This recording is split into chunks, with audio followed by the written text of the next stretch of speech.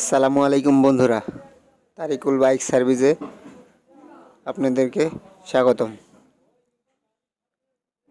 আজকে এই গাড়িটার স্টার্টিং কয়েল চেঞ্জ করব, কীভাবে চেঞ্জ করব এটার প্রসেসিংটা আপনাদেরকে দেখাবো।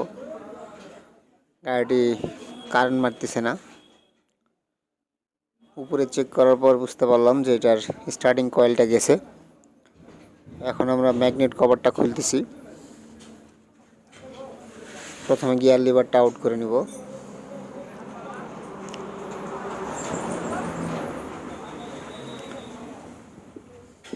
গিয়ার লিভারের নাট খোলা হয়ে গেছে। 3টা নাট থাকে, এটাতে একটা নাট আছে, 2টা নাট পড়ে গেছে।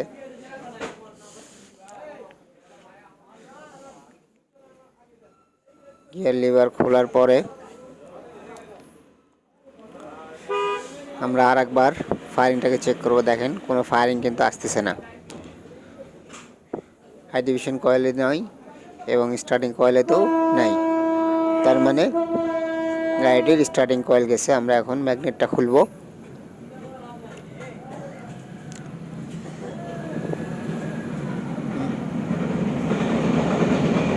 আর ম্যাগনেটটা আউট করার জন্য আমরা অবশ্যই পুলার ইউজ করব।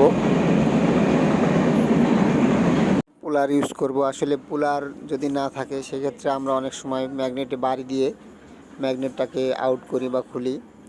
সেক্ষেত্রে দেখা যায় ম্যাগনেটের ভিতরে যে আসলে ম্যাগনেটটি থাকে, চুম্বকগুলো থাকে, সেই চুম্বকগুলো ভেঙে যায় বা ফেটে যায়।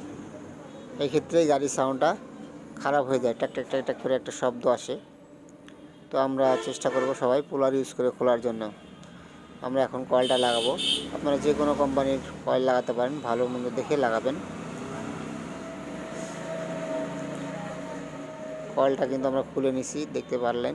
এখন কয়েল সেট করব আমরা। কয়েল সেট করার পর আপনাদেরকে ফায়ারিং দেখাবো। আর এর ফাঁকে একটা কথা বলে রাখি বন্ধুরা, আমরা প্রতিনিয়ত ভিডিও আপলোড করি।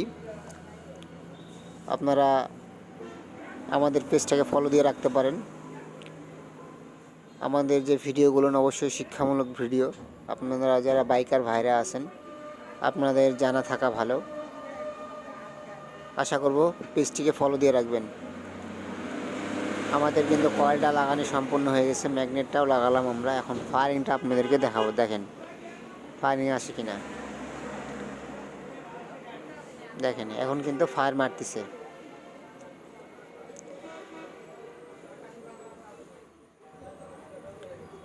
এবার স্টার্টিং কয়েলটা লাগানো হয়ে গেছে। এবার আমরা হাই ডিভিশন কয়েলে যে তারটা আছে, অর্থাৎ যেটা প্লাগে থাকে, সেই তার দিয়ে কারেন্ট আসতেছে কিনা দেখেন। এই যে কারেন্ট কিন্তু আসতেছে, কারেন্ট আসতেছে, আমাদের কাজ ওকে।